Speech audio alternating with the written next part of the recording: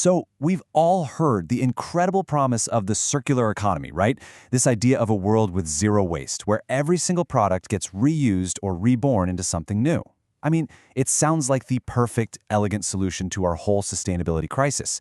But here's the thing. If it's such a brilliant idea, why isn't it taking over the world? Let's break that down.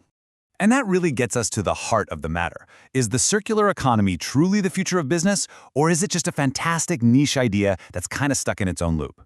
If this is such a game changer, why aren't we all living in a circular world already? That's the big mystery we're going to try to solve today. Okay, so before we get into all the roadblocks and the problems, let's just take a step back and appreciate the promise. What is it about the circular economy that makes it so powerful, so appealing in the first place?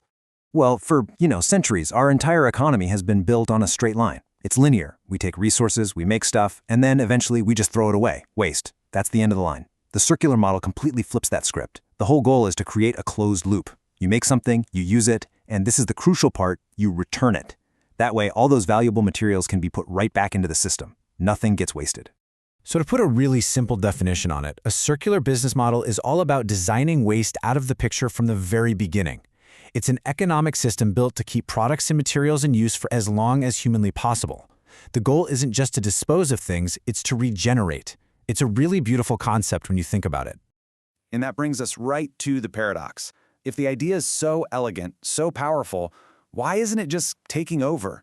There's this huge glaring gap between the promise on paper and the reality of actually growing these businesses. So what is really holding them back?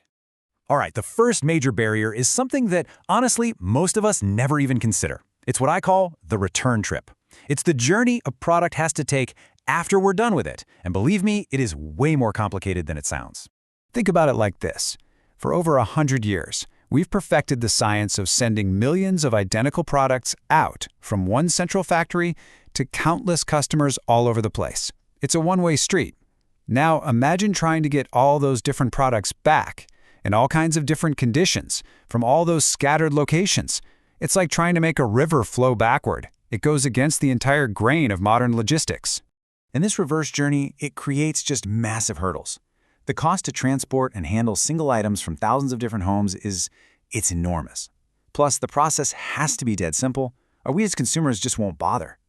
And unlike shiny new products, the stuff that comes back is totally inconsistent. Some of it's pristine, some of it's broken, and that requires a huge, complex effort to sort, clean, and figure out what to do with it all.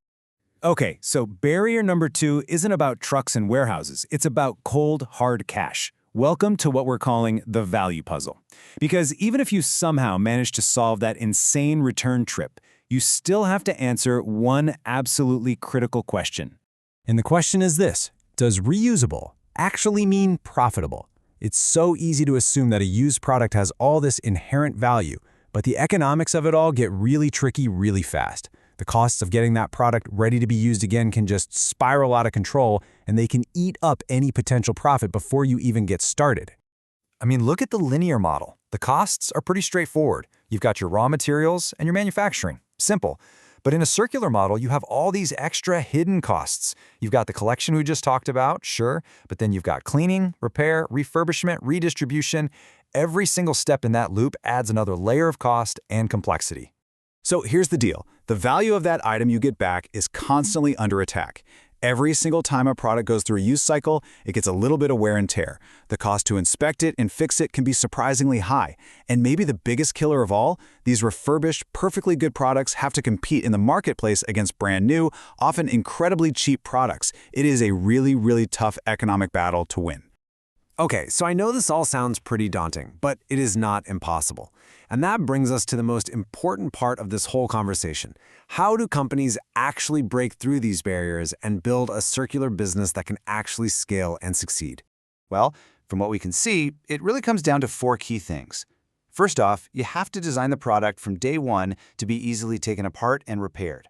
Second, you have to make the return process ridiculously, almost stupidly simple for the customer. Third, you've got to give people a real reason to do it. Discounts, store credit, something that makes it worth their while. And finally, you have to actually build a logistics system that is specialized for returns. You can't just try to run your normal supply chain in reverse. It just doesn't work. And ultimately, it all boils down to this one idea.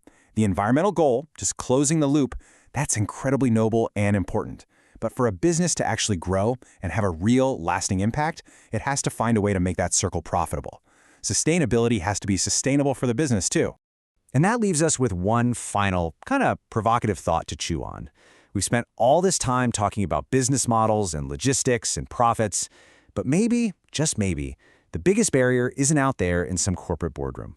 Maybe it's a little closer to home.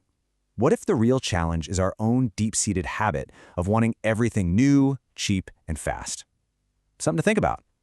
Thanks for tuning in.